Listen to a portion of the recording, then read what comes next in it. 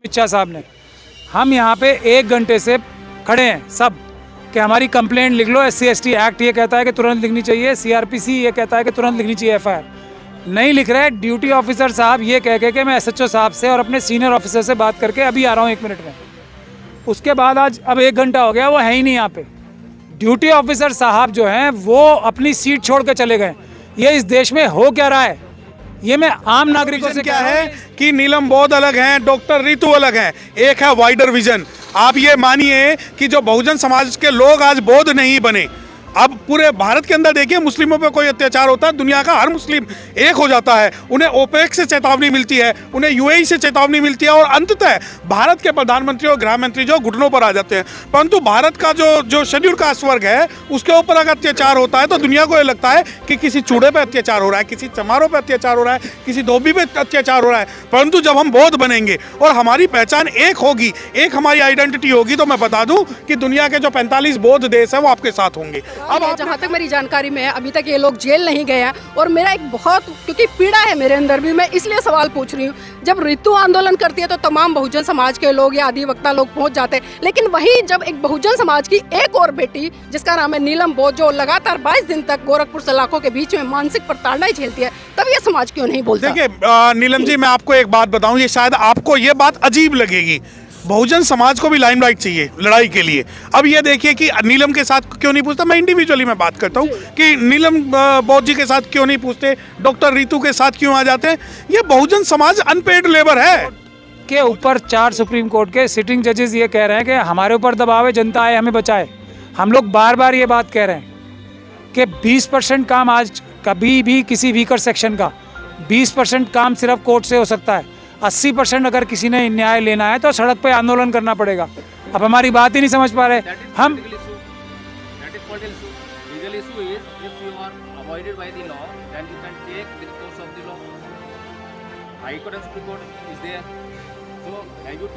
नहीं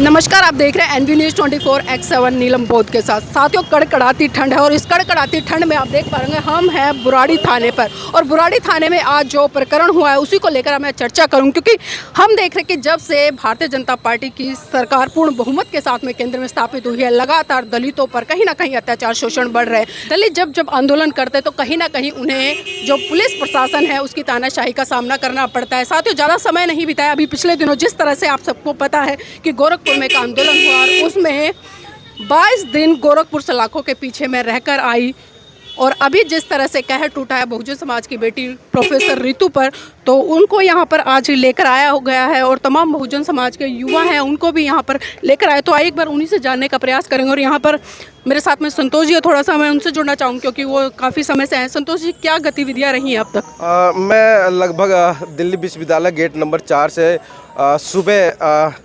11:30 बजे से मैं देख रहा था कि वहाँ पे प्रदर्शन चल रहा है और शांतिपूर्वक चल रहा है। उससे पहले एक कंप्लेंट आई थी हम लोगों के पास कि जैसा कि वायरल हुआ था वीडियो कि सुबह सुबह प्रोफेसर रितु का जो टेंट वगैरह है, जो प्रदर्शन जो स्थल है, वो से दिल्ली पुलिस ने उखाड़ दिया है और वहाँ पे जो सामान था, बाबा साहब की जो प्रतिमा जो रखी हुई थी, शायद उसके साथ में भी तोड़ फोड़ किया गया और उसे फेंक दिया गया है।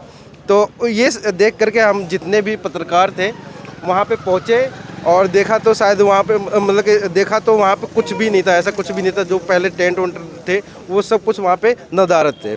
उसके बाद दिल्ली पुलिस का जो आश्वासन आता है कि यहाँ पे धारा 144 लगाया गया है और धारा 144 के अंतर्गत उस वहाँ पे कोई भी प्रदर्शन ना हो, जैसे कि बैरिकेटर पर लिखा हुआ था। वो इश्तिहार भी मैंने दर्शकों को मैंने दिखाने का काम किया कि वहाँ पे धारा 144 का वहाँ पे इश्तिहार लगा हुआ था। और ठीक है, तो आइए इसी कड़ी में हमारे साथ में यहाँ पर कुछ अधिवक्ता भी हैं, क्योंकि हम देख रहे हैं यहाँ पर डिस्ट्रिक्ट कोर्ट से लेकर सुप्रीम कोर्ट तक के अधिवक्ता मौजूद हैं और लगातार डॉक्टर रितु प्रोफेसर के प्रोटेस्ट में यहाँ पर आए, तो उन्हीं से जानने का प्रयास करूंगी। मेरे साथ में अभी सत्य प्रकाश जी, उन्हीं से जानूंगी। सत्य प्रकाश जी, लगातार जिस तरह से 135 दिन हो गए इस आंदोलन को, तो इस तरह के आंदोलन जब बहुजन समाज के लोग करते हैं तो उन्हें चाहे तो सलाखें मिलते हैं या फिर जेल थाने। देखिए कि जुल्म सहाता नहीं सहेंगे, जुल्म सहाता नहीं सहेंगे, सर भी बहुत हैं, धड़ भी बहुत है, लड़ते चलेंगे, मरते चलेंगे, कटते चलेंगे, पर बढ़ते चलेंगे। तो बहुजन समाज के जितने भी आंदोलन होते हैं उन्हें तैयार रहना चाहिए कि झंडे के साथ डंडा उन्हें खाना है। तो जो आंदोलन ये सोचते हैं कि इनके पास ये कुछ नहीं करेंगे, हम इन्हें मार भी सकते हैं, हम पीट भी सकते हैं, हम जेल में भी डाल सकते हैं, मैं बता दूं कि जलते घर को देखने वाले फूस का चप्पर आपका है, कि जलते घर को देखने वाले फूस का चप्पर आपका है, उसके पीछे तेज हवाएं आगे मुकद्दर आपका है। और तेरे कत्ल पे मैं भी चुप था, मेरा नंबर अब आया, और मेरे कत्ल पे तू भी चुप है, अगला नंबर आपका है। तो जिन लोगों को ये लगता है कि बहुजन समाज के आंदोलन कुचल के, बहुत सारे पुलिस वाले भी खुश होते हैं, बहुत सारे संगठन वाले भी खुश होते हैं कि नहीं हमने अनुसूचित जाति का आंदोलन कुचल दिया, हमने मुसलमानों का आंदोलन कुचल दिया, हमने इनका आंदोलन कुचल दिया, हमने महिलाओं का आंदोलन कुचल दिया। तो मैं बता दूं कि अगर जो शेर को अगर खून पिलाओगे तो आपको भी खाएगा।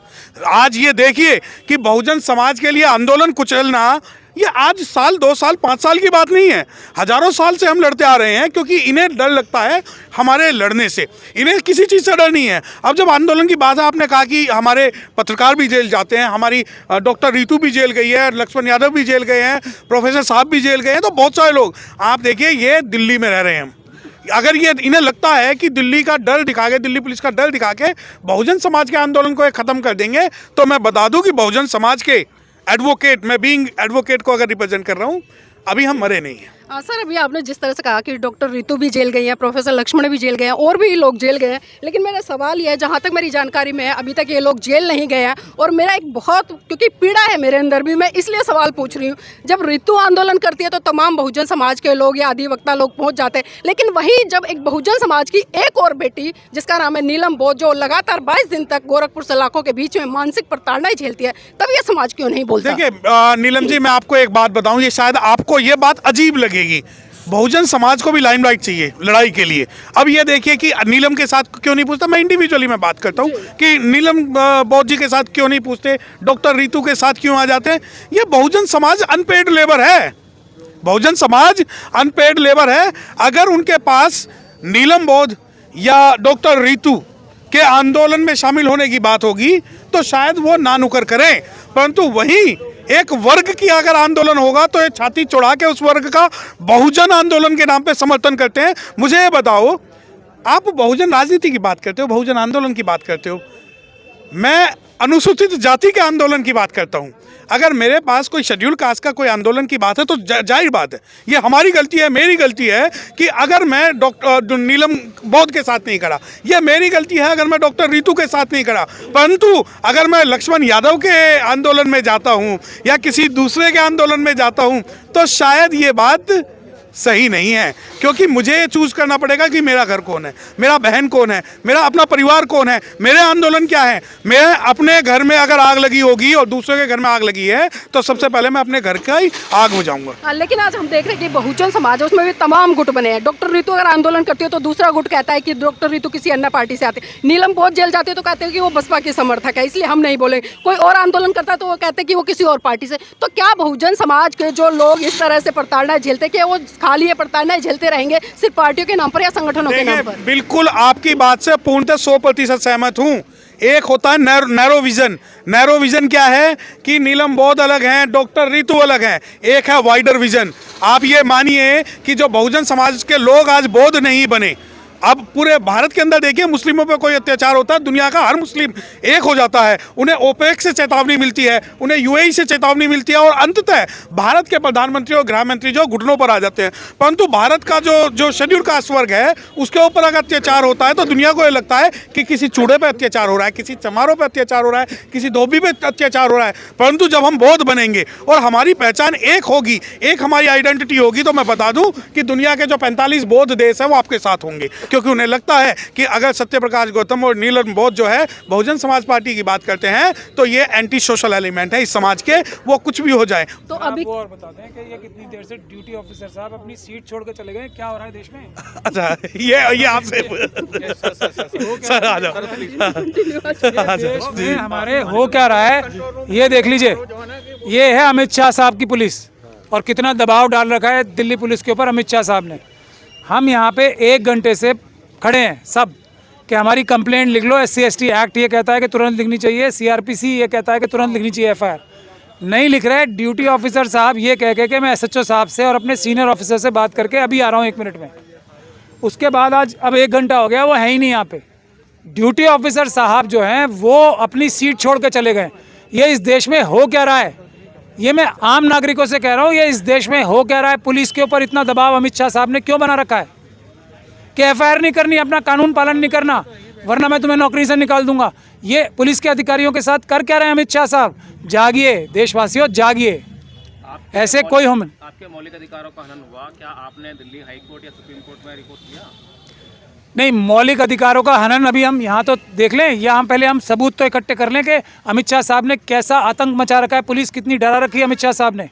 पहले उसके सबूत आप लोग देखिए ना, आप तो जर्नलिस्ट हैं ईमानदार। 31 दिन जो है धरने पर बैठे थे, तो वो भी कहीं ना कहीं इलीगल प्रोविजंस को मतलब जो है वहाँ पे अडॉप्ट किया प्रोसीजर को जो है पुलिस ने जो है, तब उसके खिलाफ आप कहीं गए उसमें हाई कोर्ट या सुप्रीम कोर्ट?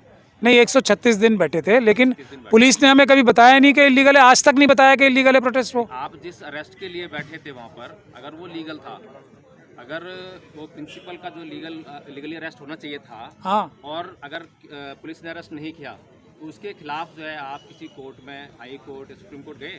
सब में गए हुए हैं हम। तो वहाँ से क्या हुआ?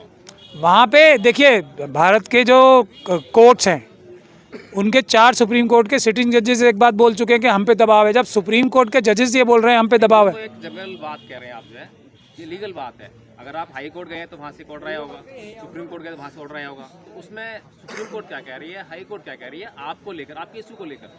मैं वही, अगर आप मुझे बोलने दें, सविता राय को अरेस्ट नहीं अगर किया। आप मुझे बोलने दें तो मैं बोल पाऊंगा ना। मैं आपको बड़ी बात बता रहा हूँ जिसके तहत ये सारी छोटी बातें हो रही हैं। जब सुप्रीम कोर्ट के ऊपर 4 सुप्रीम कोर्ट के सिटिंग जजेस ये कह रहे हैं कि हमारे ऊपर दबाव है, जनता आए हमें बचाए, हम लोग बार बार ये बात कह रहे हैं कि 20% काम आज कभी भी किसी वीकर सेक्शन का 20% काम सिर्फ कोर्ट से हो सकता है। 80% अगर किसी ने न्याय लेना है तो सड़क पे आंदोलन करना पड़ेगा। अब हमारी बात ही नहीं समझ पा रहे हम। That is political issue. Legal issue is if you are avoided by the law, then you can take the recourse of the law. High Court and Supreme Court is there. So have you taken any recourse of law? नहीं, यही हम आपको बार बार समझाने की कोशिश कर रहे हैं और आपकी आम जनता को भी। रिकॉर्ड्स ऑफ लॉ क्या होता है? आपका प्रोटेस्ट था वो लीगल था या वो एक पॉलिटिकल इशू था? अगर पॉलिटिकल इशू, आप पॉलिटिकल इशू को क्या समझते हैं? ये पॉलिटिकल इशू मैं आपको बता रहा हूँ कि 4 सुप्रीम कोर्ट के जजेस जो हैं वो प्रेस कॉन्फ्रेंस कर रहे हैं अपने बैठ के। ये मैं आपको पॉलिटिकल इशू बना रहा हूँ? ये मैं आपको संवैधानिक इशू बता रहा हूँ। देश का संविधान खतरे में। पॉलिटिकल क्या होता है इशू? पॉलिटिकल, आप 156 में कोई पिटीशन फाइल करते हैं एमएम के पास में, if it is rejected then you have to take the recourse. अगर जज ये कह रहा है फिर आप high court then supreme court. मुद्दे से मत भटकिए, ना भटकने दीजिए, ना मुझे भटकने दीजिए, क्योंकि मैं भटकूंगा नहीं, आप कितना भी पूछ लें मुझसे। जब जजेस ये कह रहे हैं हम पे दबाव है, फिर भी आप कह रहे हैं कि पहले 156(3) डालो, उसकी रिवीजन डालो, उसकी हाई कोर्ट में जाओ, उसके बाद सुप्रीम कोर्ट में जाओ। भी कोर्ट नहीं जाएंगे?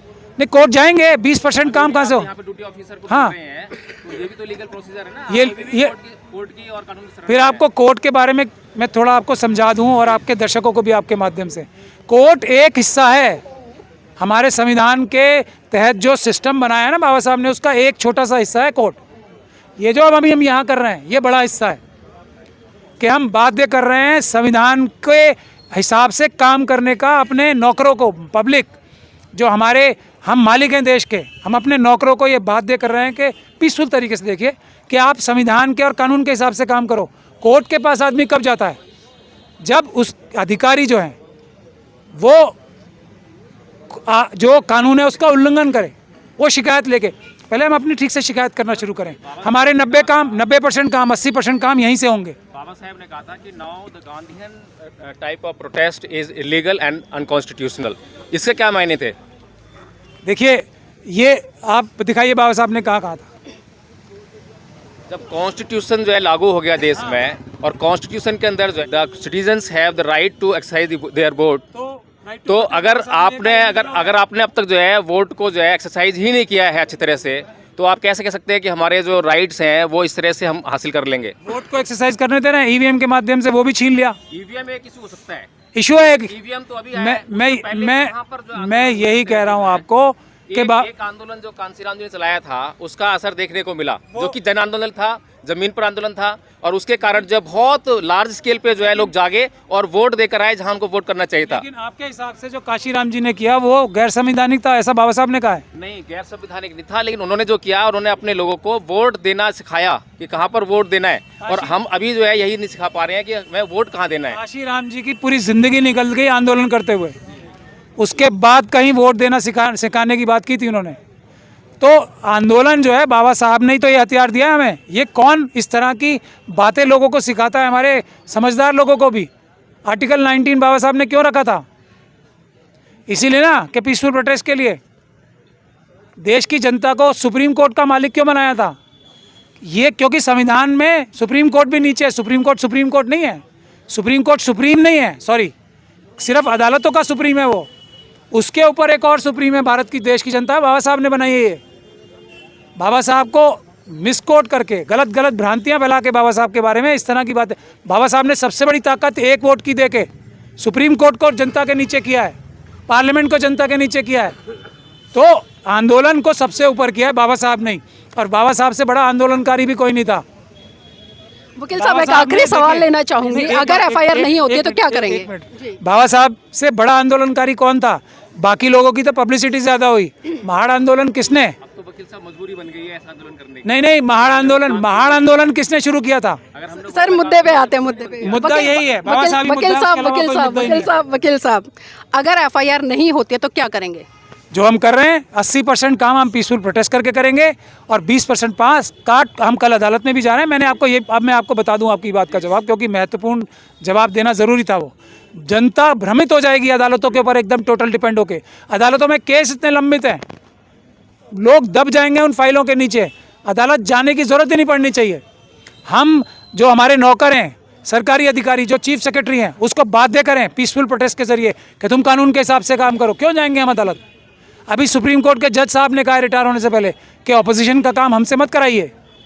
तो मैं आपसे, अब मैं डॉक्टर रितु के केस के बारे में बता दूं, हमने 156(3) डाल के आईओ चेंज कराया, लेकिन उन सब में हमने ये कहा कि इसमें डीसीपी साहब और कमिश्नर साहब को अरेस्ट होना चाहिए, डीसीपी और कमिश्नर साहब को डॉक्टर रितु के केस में, वो इशू लंबित है। लेकिन अदालतों में क्या दिक्कत है? तारीख पे तारीख पे तारीख, और उसके बाद दबाव, तो उसमें लग जाएंगे 20 साल। डॉक्टर रितु को न्याय कहाँ जाएगा? इसीलिए ये है तुरंत न्याय जिसके लिए हम यहाँ लड़ रहे हैं, और ये हर जगह होगा। डॉक्टर रितु का प्रोटेस्ट, दुनिया की कोई ताकत वहीं गेट नंबर 4 पे होने से, दुनिया की कोई ताकत, जितना दम है ना अमित शाह साहब, आपने में पूरा लगा लीजिएगा, प्रोटेस्ट वहीं होगा।